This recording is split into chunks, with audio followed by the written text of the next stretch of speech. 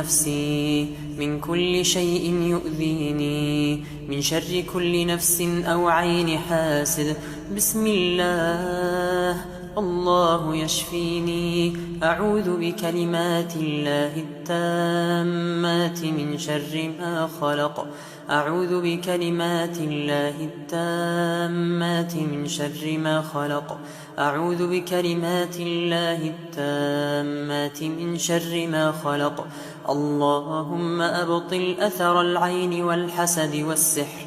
اللهم أخرج كل عين حاسدة وكل سحر مؤذٍ. اللهم اشفني شفاء لا يغادر سقما.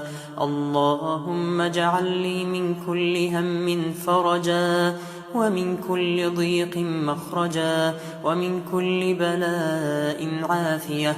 أعيذ نفسي بكلمات الله التامة من كل شيطان وهامة، ومن كل عين لامة.